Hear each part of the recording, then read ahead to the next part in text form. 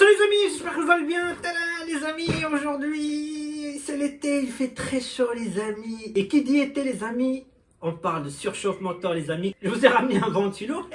Et aujourd'hui je vais vous expliquer un peu le fonctionnement du refroidissement du moteur d'une W140. Vous allez voir, c'est incroyable ce qu'ils ont mis comme système. Et je vais vous donner une astuce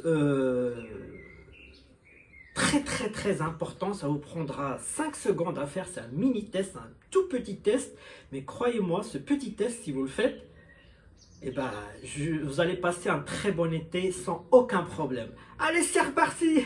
Donc les amis, on va commencer. Donc je vais vous expliquer un petit peu le refroidissement du moteur de la W140. J'ai déjà évoqué ce sujet-là sur une de mes vidéos quand j'ai parlé du menu caché de la W140. J'ai évoqué le visco-coupleur, etc. Mais cette question revient à chaque fois que ça revient.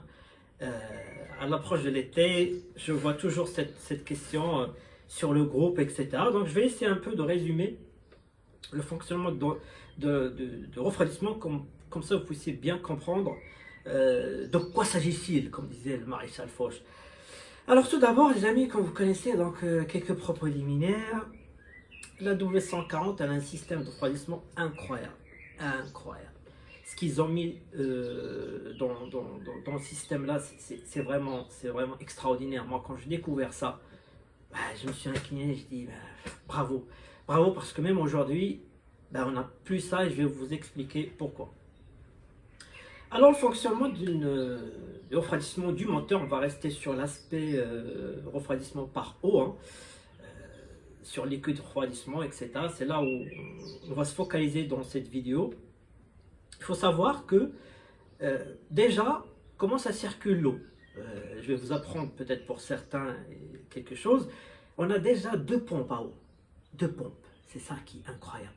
Deux pompes à eau, il y a une qui est mécanique, qui tourne avec la courroie accessoire. Mécanique, hein, c'est une pompe mécanique, hein, standard comme dans toutes les voitures. Et on a un petit moteur électrique que je vais vous montrer. Donc la petite pompe électrique, elle se trouve juste derrière ce cache. Donc voilà, la petite pompe électrique, elle est juste là. Donc voilà, c'est un petit moteur. Donc lui aussi, il fait tourner un peu le liquide de refroidissement dans le moteur. Mais il a un rôle parfois qui peut être très important, qui peut être un rôle de secours, mais on va revenir dessus. Donc déjà, ce petit moteur électrique, bon, le moteur, la pompe mécanique là qui tourne avec le refroidissement, bon, ça c'est basique, il n'y a rien à expliquer. C'est une hélice qui fait tourner l'eau. Voilà, il faut la changer aussi, hein, tous les 2 ans, n'hésitez pas à la changer parce que quand ça craque, ça craque. Mais c'est là où la petite ingéniosité, on a ce petit moteur électrique, tout petit, hein, mais qui a un rôle très important. Il faut savoir aussi ce petit moteur électrique, déjà, il fait, déjà à la base, il est fait pour le chauffage. Donc ça là, vous avez le chauffage, vous avez le diovalve hein, qui fait tourner l'eau chaude dans l'habitacle, etc. Donc là, déjà, c'est son petit rôle principal, on va dire, faire tourner, faire circuler l'eau à l'intérieur des petits radiateurs pour le chauffage. Deuxième petit rôle, qui est extraordinaire quand j'ai découvert ça. Ce petit rôle, en fait, comme vous le savez, peut-être, j'avais déjà fait une vidéo sur les options cachées de la W140. On a le liquide de lave-glace chauffant. Eh oui, je vous apprends plein de trucs. On a, j'ai déjà fait la vidéo, mais voilà, je fais un petit rappel. Ce moteur fait tourner, vous savez, une petite de l'eau à l'intérieur du bocal de lave-glace, voilà, pour que ça chauffe. Et aujourd'hui les amis, on est en 2023, combien de modèles ils ont le lave-glace chauffant? Combien? Pas beaucoup, hein, franchement, pas beaucoup. Mais en 1991, vous avez de lave-glace chauffant. Je trouve assez dommage parce que Mercedes n'a pas beaucoup communiqué sur cette option-là, mais sachez-le, on a le lave-glace chauffant. Donc ce petit moteur fait circuler donc le liquide de refroidissement du moteur, parce qu'il il est chaud, il fait tourner dans le bocal de liquide refroidissement. Et le troisième rôle, c'est là on revient sur le refroidissement du moteur, il faut savoir que lorsque vous coupez le moteur et qu'il est à 100 degrés, il y a une surveillance du moteur qui va durer 90 secondes, qui va surveiller si le moteur ne va pas atteindre 110 degrés. Et lorsqu'il atteint 110 degrés, le petit moteur va s'enclencher, va faire tourner le liquide de refroidissement dans le moteur pour le refroidir. Et lorsqu'il atteint les 100 degrés, il se coupe. C'est pas extraordinaire ça? J'ai oublié aussi, il a un rôle aussi principal, c'est lorsque vous appuyez sur le bouton de la clim reste, ça veut dire restaurer le chauffage, enfin, le bouton où lorsque le moteur est coupé, on veut du chauffage, vous appuyez sur reste, et là vous avez du chauffage, et bien c'est lui qui envoie à un certain, lorsque le liquide refroidissement est chaud, etc., il vous envoie du chauffage à l'habitacle, même si le moteur est coupé. Donc pour résumer, donc Mercedes explique le bouton reste, donc il faut que le liquide de refroidissement moteur soit à minimum, donc à 50 degrés, et que la batterie soit bien sûr chargée. C'est là qui est extraordinaire. Donc ce petit moteur, il faut vraiment le vérifier. Je vais vous montrer comment on fait, c'est très simple. C'est très basique comme voir, vous allez juste à le toucher et vous allez sentir qu'il tourne. Hein. S'il ne tourne pas, c'est qu'il est mort. Pour le tester, c'est très simple. Franchement, mettez juste la clim, vous touchez, vous allez le sentir. Vous allez le sentir tourner. Donc si vous sentez qu'il ne tourne pas, donc déjà on va vérifier si le courant il arrive. Donc pour ce faire, c'est très simple, si vous avez un multimètre, ça coûte 5 €. Hein. Sinon, si vous avez fait des études électriques comme moi, je pense qu'on a toujours eu un droit à un. Ou sinon, si vous ne l'avez pas, Younes a toujours une solution pour vous. Vous fabriquez une petite ampoule électrique. Donc fabriquez une petite ampoule avec un plus et un moins, c'est très simple. Prenez n'importe quelle ampoule. Ou sinon avec un multimètre.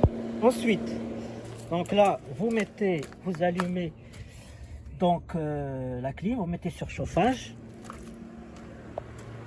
Et normalement déjà là, quand vous le mettez, vous allez sentir tourner. Donc là il tourne. Donc déjà il est bon. Et si vraiment, pour voir si vraiment vous avez du courant, c'est très simple. Vous mettez votre multimètre sur 20 volts, le négatif avec le négatif, négatif avec le négatif, positif. Et là on a nos 11,90 parce que je suis sur batterie là. Et voilà, donc là, sinon avec la petite ampoule, donc pareil l'ampoule, donc là, négatif, négatif, positif, positif, et là, elle s'allume. En tout cas, vous avez compris le principe, donc pour tester, déjà voir si votre jus arrive, vous avez vos 12 volts ou 14 lorsque le moteur tourne, et si vous avez du jus et que vous ne sentez rien ici, vous touchez, il n'y a pas de moteur qui tourne, ça veut dire que votre moteur est mort. Donc n'hésitez pas à le changer aussi, ça coûte rien. Voilà, donc ça, c'est le petit moteur. Donc voilà, déjà, je vous ai expliqué donc le rôle de ce petit moteur. Donc là, on a fait les pompes. Maintenant, on va passer à la ventilation. C'est là où c'est très important. Je vais déjà expliquer qu'on a deux systèmes de refroidissement. Le principal, c'est le viscocoupleur que je vais vous montrer. Salut le V12. Bon. Ici, donc là, si vous regardez le viscocoupleur, c'est ça là. C'est celui qui se trouve là en fait, au milieu. On le voit ici, il y en a ici. Bon, ça c'est BM. Je viens de faire une vidéo sur la BM parce que chez BM c'est une vraie maladie. Donc pour ceux qui suivent l'autre chaîne, vous pouvez aller la voir.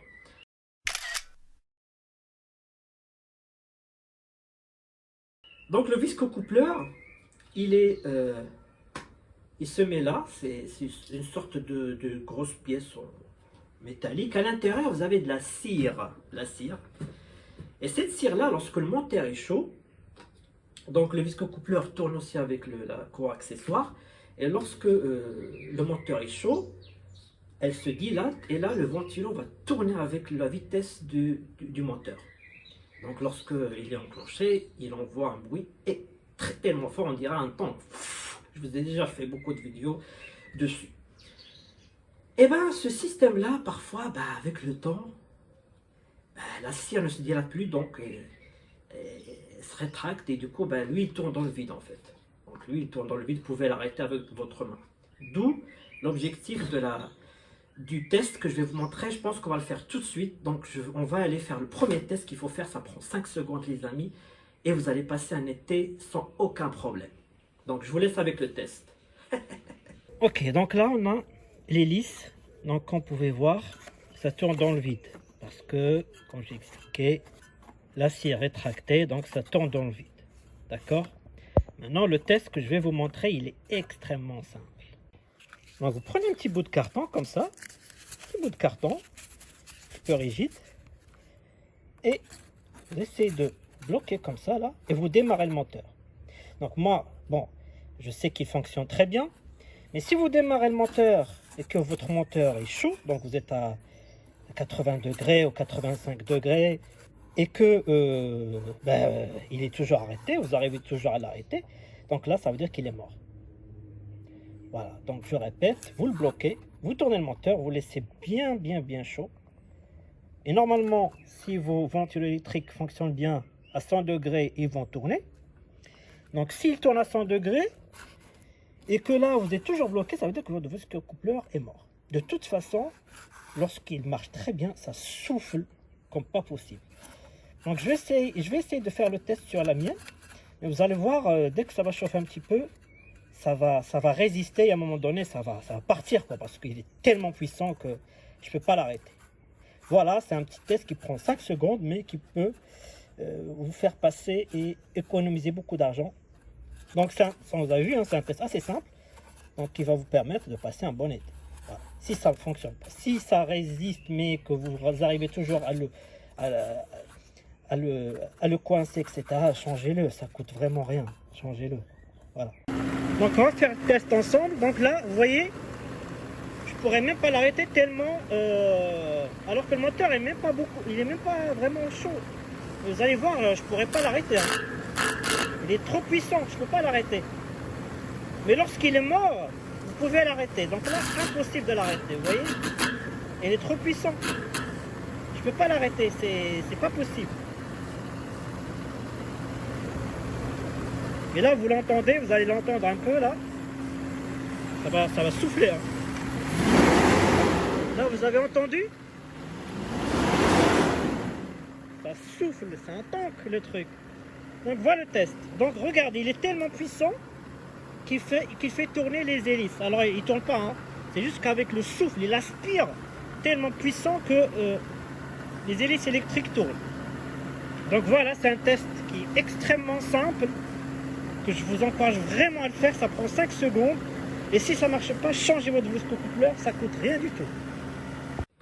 Maintenant que vous avez vu le test de viscocoupleur, vous avez vu, c'est assez simple. Supposons que, par malchance, vous avez roulé et que vous avez constaté que votre viscocoupleur ne fait pas le job. C'est là, Mercedes a été incroyable. On a 2 ventilos électriques. Ces 2 ventilos électriques ne sont pas là pour refroidir le moteur.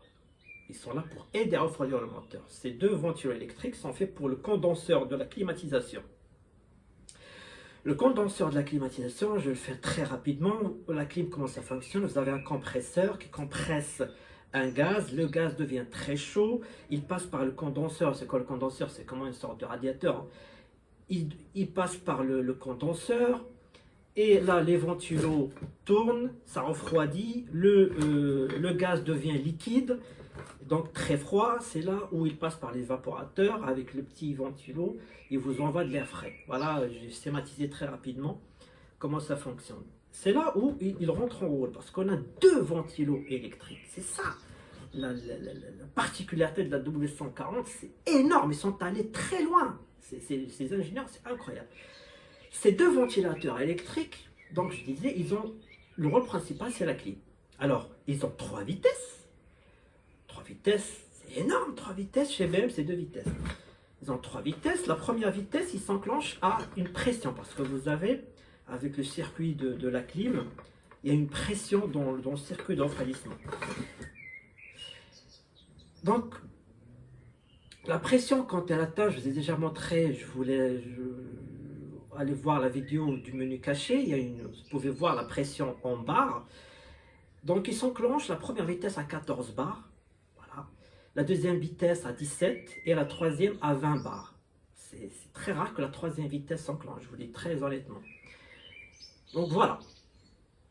Et c'est là où intervient le petit rôle secondaire pour refroidir le moteur en cas où la défaillance de viscocoupleur, ou en cas où vraiment de forte chaleur, vraiment il fait très chaud, vous êtes sur une montée, là ils peuvent s'enclencher à 100 degrés.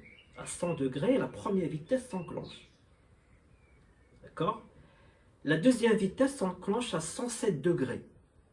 La troisième vitesse s'enclenche à 115 degrés. Alors là, si vraiment elle arrive à la troisième vitesse, c'est qu'il y a vraiment un problème. Hein, c'est que, normalement, quand il fait très chaud, avec la clim, sur une montée ou en plein trafic, il y a un embouteillage fou, la première vitesse, elle peut s'enclencher. Donc en fait, elle s'enclenche à 100 degrés et lorsque le moteur arrive à 95 degrés, elle se coupe. Voilà. Pareil, la deuxième vitesse, 107 degrés, et lorsqu'elle arrive à 100 degrés, elle se coupe. Elle passe en première vitesse. Pareil, la troisième vitesse, 115 degrés, à 107 degrés se coupe, mais on s'enclenche la deuxième vitesse, on arrive à 100 degrés et se coupe, on passe à la première vitesse, 100 degrés, mais 95, il n'y a plus de ventilation. Sauf s'il y a la clim. Et la clim, ça peut tourner toujours la première vitesse, 14 bars, voilà, 14 jusqu'à 16. Bon, ça dépend aussi de la température extérieure.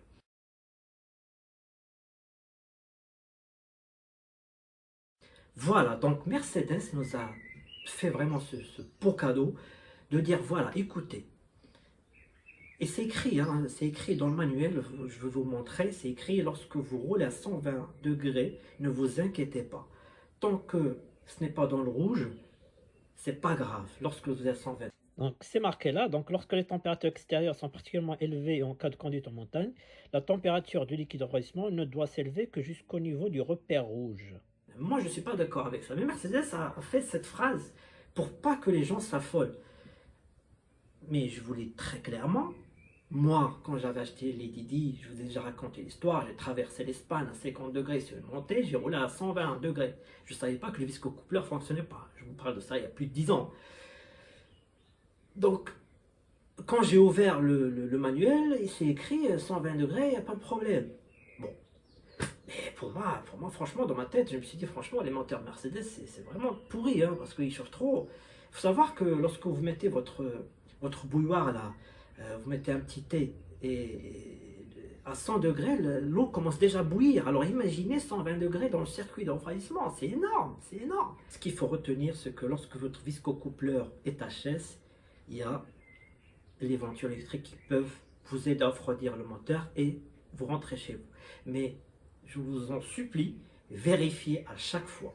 Votre viscocoupleur, ça vous prend 5 secondes et changez-le. Si vous avez un doute, changez-le. Ça coûte une quarantaine d'euros, ça ne coûte rien. Mais c'est vraiment l'élément principal pour le refroidissement du moteur. Vraiment, ça, c'est un conseil que je vous donne. Deuxième conseil que je vous donne, si vous changez votre couloir d'accessoires, gardez l'ancienne. Gardez l'ancienne dans le coffre. C'est petit, ça ne prend pas de place. Vous le laissez à l'arrière du coffre, vous le laissez dans le coffre. Voilà, au cas où ça casse, ben, vous aurez de quoi un secours. Voilà, parce que le viscocoupleur fonctionne avec quoi d'accessoires, je le rappelle. Mercedes a été tellement allé loin, c'est que par exemple, moi la mienne, par exemple sur S350, il y a 2 ressorts. Mercedes est tellement allé loin que même si le petit ressort casse, il y a un autre qui tient le relais, vous pouvez toujours faire tourner la courroie d'accessoires. C'est ça qui est fou, ils ont fait tout est en double en fait. L'objectif, c'est que Mercedes a dit, je ne veux pas de panne sur ce modèle-là. Les gens qui ont déboursé une fortune pour acheter ça, il faut qu'ils rentrent chez eux. Je ne veux pas voir de W140 sur une fosse, et je n'ai jamais vu, et la W140 ne vous laissera jamais en panne, je vous le dis, je l'ai toujours dit, c'est une voiture qui vous emmènera chez vous, quelles que soient les conditions, Voilà, tout a été doublé, triplé pour que vous puissiez rentrer chez vous. Donc, quand je vous disais, hein, ils sont tellement allés loin que bah, malheureusement, à partir de la 220, bah, sur toutes les classes S, même sur toutes les BM, même sur toutes les voitures d'aujourd'hui, il n'y a plus de ce système de secours avec les ventilo électriques, puisque aujourd'hui on n'a qu'un ventilo, un ventilo comme celui-là, qui fait les deux, qui fait ventilation du condenseur de clim et ventilation du radiateur de refroidissement du moteur. Donc ici, une 220, donc on voit bien qu'il n'y a plus les ventilos, pareil ici, 221, etc. Alors que là, on avait de la sécurité. C'est pour vous dire, la mentalité d'époque, c'est mettre plus de pièces qui sont pour moi plus importantes que l'électronique et les calculateurs qu'ils mettent aujourd'hui, qui sert à rien, des trucs qui vous disent, ah attention, il y a un panneau de sécompte, attention, vous avez laissé machin ouvert ou un truc comme ça. Enfin, aujourd'hui, il y a tellement de trucs qui servent à rien, vraiment, alors qu'ils prennent beaucoup de poids. Et la W140 aujourd'hui, la W140, par rapport à une voiture électrique, elle pèse rien, hein, la W140 aujourd'hui. Hein. Aujourd'hui, à l'époque, c'était la plus lourde, la plus machin. Aujourd'hui, devant, je sais pas moi, la iconique, là, je ne me rappelle plus laquelle, elle pèse 2 tonnes 6. 2 tonnes 6. Voiture électrique aujourd'hui, avec, comme je dis, je préfère avoir des ventures électriques, des trucs qui vont te sauver d'une panne sèche dans l'autoroute. Franchement, quand vous prenez l'autoroute aujourd'hui, qu'est-ce que vous voyez sur les chaussées? Que les voitures récentes. Parce que voilà, ces calculateurs, ces trucs, ces machins, à quoi ça sert à part vous dire monsieur, arrêtez-vous et appelez l'assistance parce qu'il y a un problème. Et moi, je veux pas de ça, hein, je suis désolé. Hein, moi, je veux des pièces comme ça. Et ça, je vous dis, la mentalité a changé. C'est pour vous dire merci Mercedes de nous avoir fait cette W140 qui est vraiment extraordinaire. C'est pour ça que lorsque je suis revenu donc de ce voyage de retour, lorsque j'ai roulé avec les 120 degrés et je me suis penché sur le sujet de refroidissement, je me suis dit waouh, respect, franchement, respect, parce que waouh, je me suis dit waouh, il y a tout ça. Et franchement, j'ai envie de dire, je suis désolé d'avoir dit c'est pourri les moteurs, parce que waouh, c'est en fait, merci, au contraire, merci ce que vous avez fait. La preuve, les amis, la E38 qui est venue bien après la 140, ils se sont dit merde, la 140 est partie trop loin. Nous, on va rester sur un seul ventilo. C'est pour ça que je vous montre depuis tout à l'heure un seul ventilo, enfin celui-là, parce que c'est la vraie maladie, mais bon, c'est pour vous dire à tel point Mercedes est allé aussi loin. Ils ont mis 2 ventilos, un là et un là. Et même BM, même avec ces deux entrées comme ça, bah, ils ont fait qu'un seul ventilo. C'est pour vous dire le respect que j'ai pour Mercedes. Incroyable. Et ça, c'est juste une partie. Enfin, c'est une grosse partie. Mais n'oublions pas, hein, refroidissement de huile moteur, petit radiateur avec un petit ventilo pour refroidir la boîte. Eh oui. L'intercouleur, refroidissement pour les versions diesel. C'est un système de fou. Ce qu'ils ont fait dedans, c'est un système de fou. Mais bon, restons sur le refroidissement liquide pour l'instant. Maintenant, on a parlé de ça, on va parler des problèmes des ventilos électriques. Alors là, bon, il y a les relais. Je vais vous montrer tout de suite les relais commencer. Donc les relais se trouvent juste là. Donc vous enlevez le cache pour accéder au fusible. Vous enlevez ces 4 vis là. 1, 2, 3 et 4. Donc vous débranchez le relais des essuie-glaces, ce gros là. Et puis vous tirez vers vous. Vous le sortez. Vous faites basculer chez vous ce clip là. Hop. Voilà. Et vous sortez le cache complet. Vous enlevez ces vis là, les trois, pour faciliter la sortie. Vous déclipsez ces trois parties. Alors, pour les ventilateurs, ici on a le vitesse, la grande vitesse là. Voilà, ça c'est la petite vitesse. Et ça, le K30, normalement il s'appelle comme ça. Ça c'est pour le petit moteur électrique que je vous ai montré. Il a aussi un relais, c'est celui-là. Donc voilà, s'il n'y a pas de jeu qui arrive, vous soupçonnez le relais. Sinon, pour les vitesses des ventilos, ça c'est la grande vitesse, ça c'est la toute petite vitesse. Donc ça c'est 2, 3 vitesses et ça c'est la première vitesse. Deuxièmement, il y a les résistances. C'est très rare chez une W140. Par contre, la BM, je l'ai dit, c'est vraiment une maladie. Hein. Donc la mienne, j'ai changé les résistances. Il y en a un qui a fondu. Hein. Il a tellement fondu le truc, il est devenu tout blanc alors que l'autre est noir. Le truc, il a fondu. C'est une maladie de chez BM.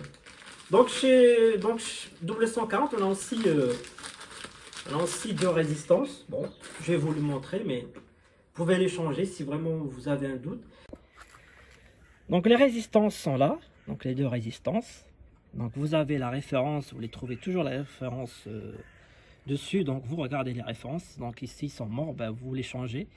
N'oubliez pas aussi, de temps en temps, il suffit juste que ce soit corrodé et que ça marche pas, donc n'hésitez pas à nettoyer donc la masse, etc. Nettoyer un petit peu, donc ça peut être juste ça. Et en tout cas, voilà la résistance. Donc là, comme j'ai dit, ici, c'est les deux ventilos électriques qui sont là. Le condenseur, il est juste derrière. En tout cas, vérifiez les fusibles. Après le fusible, bah, vous vérifiez là où c'est écrit, toujours où c'est écrit ventilation, etc. Par exemple, ici, relais, ventilateur additionnel, numéro 2, ici, là, le gros fusible, là. Pareil ici, moteur de soufflant de chauffage. Bref, tout ce qui, là où vous trouvez de la ventilation, du chauffage, etc., vous changez. Une petite attention pour le fusible numéro 21, c'est très important parce que il gère le refroidissement de l'huile de la boîte à vitesse. Donc, parce que vous savez, hein, il y a un petit ventilo qui se trouve juste là.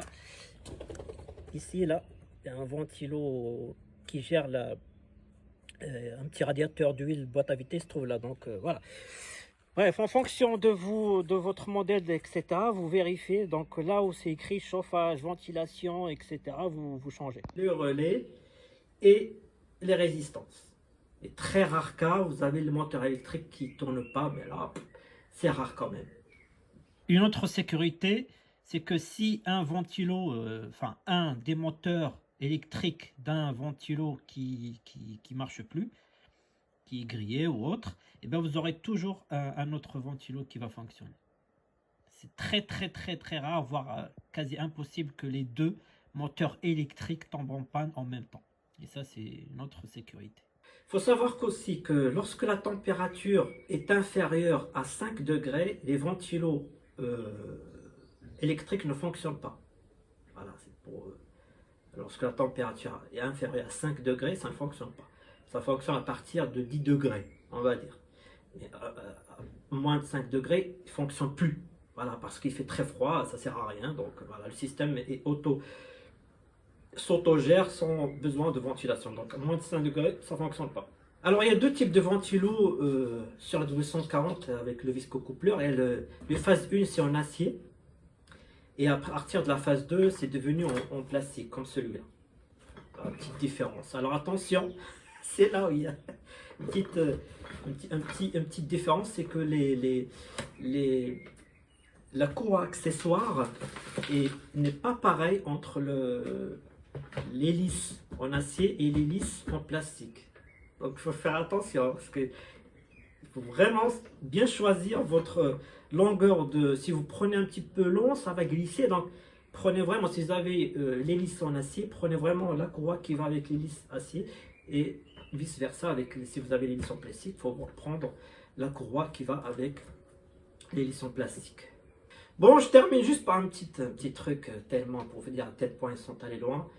C'est que lorsqu'il y a vraiment un vrai problème de surchauffe, que le bocal va commencer à refouler de l'eau, Mercedes a mis un petit réservoir avec un petit tuyau. Je vais vous le montrer. C'est ce tuyau qui vient du bocal liquide refroidissement vers un réservoir. pour que il n'y a pas ce truc-là. Mercedes ne veut pas avoir de capot avec des vapeurs et tout. Donc, ils ont mis un petit réservoir. Donc, s'il y a un surplus, ça va partir sur ce petit réservoir. Ni vu ni connu. C'est trop marrant. Donc, voilà les amis. Donc, pour résumer, vérifiez vraiment votre viscocoupleur. C'est très important. Vérifiez donc les relais, les fusibles, les moteurs s'ils fonctionnent bien, vitesse 1, vitesse 2, bon 3 c'est vraiment rare que vous arrivez à 3, je vous le dis tout de suite, hein. Si tout fonctionne, c'est très rarement que vous arrivez même à la vitesse 2. Il faut savoir que pour vous donner la température moyenne, c'est vraiment entre 90, 95, 100, mais vraiment le max. Mais pour ma part, 90, 95 lorsqu'il y a des extrêmes chaleurs, mais jamais dépasser 95. Voilà, c'est pour vous dire en fait, pour les deux, hein, 140 V12 ou la S350. Donc il faut vraiment que vous jongliez au maximum 90, 95, 100, c'est exceptionnel, mais pas au-delà, pas au-delà. Vraiment, parce que j'ai vu beaucoup de vidéos qui disent voilà, 110 degrés, ça va, c'est pas grave. Non, je vous le dis, 90, 95, dans la limite 100 degrés, mais si vous arrivez, vous jouez toujours dans les 100 degrés, revérifiez tout ça. Donc voilà. Alors concrètement, donc là on est à 80, 90 entre les deux, 100, 110, 120. D'accord? Donc la température, on va dire normale de croisière, elle est vers 87, toujours 87, ça pointe toujours à 87. Donc voilà, moi, quand il fait très chaud, 87, 90, 95, vraiment le max, mais jamais 100. Franchement, là, sur les deux, je dirais même pas que c'est exceptionnel, mais c'est rare. Enfin, mais voilà. Quand vous flirtez toujours avec les 100, vraiment posez-vous les questions et faites les tests que je vous ai dit. Mais normalement, là, ici, plein été, clim, fait chaud, voilà, l'aiguille va rester là. Va jouer ici, descendre à 90, monter à 95, jouer entre là. Vraiment, quand il fait vraiment chaud. Mais sinon, en 87, ici, là, c'est la croisière, ici. Voilà. Donc, la première vitesse, ici, 100 degrés, les ventilos électriques s'enclenchent. Voilà. Et ça le fait baisser à 95. Mais comme je le répète encore une fois, si votre viscocoupleur fait très bien le job et que normalement, 100 degrés, c'est rare que ça l'atteigne. Hein. Je vous le dis très clairement. Donc maintenant, on va résumer donc, la vidéo. Donc vérifiez toujours, donc je vous ai dit, viscocoupleur, les relais, les fusibles, que tout fonctionne. Le liquide de refroidissement, il faut le vidanger tous les 2 ans, n'hésitez pas, ça coûte rien, c'est pas cher. Le thermostat, donc le colorostat, hein, c'est pareil. L'eau, changez-le aussi, ça coûte rien. La pompe à eau, virez-la, changez-la, changez tous les amis, tous les petits trucs, des petites pièces qui coûtent pas cher, changez-les. Avoir toujours courroie d'accessoires, une dans le coffre, une toujours neuve, pour pas qu'elle soit craquelée, rien. Voilà, vérifiez la petite pompe que je vous ai montrée. Et normalement, si vous avez suivi tout ça, vous n'aurez pas de problème. Et très important, je l'ai dit, ayez toujours sur vous un extincteur. Donc si vous n'avez pas un, franchement, achetez-le, ça coûte pas très cher, ça peut vous sauver la vie, ça peut sauver la vie de quelqu'un sur la route. Et à la fin, ça peut aussi sauver votre voiture pour qu'elle ne parte pas en fumée. Donc voilà, ça coûte pas très cher et c'est très très important d'en avoir un. Bon les amis, j'espère que cette vidéo vous a plu. Passez un bon été. Si vous avez des questions, n'hésitez pas, commentaires. Et puis, je vous dis à très bientôt pour de nouvelles vidéos, de nouvelles aventures. Allez, salut. Salut les Didi 2.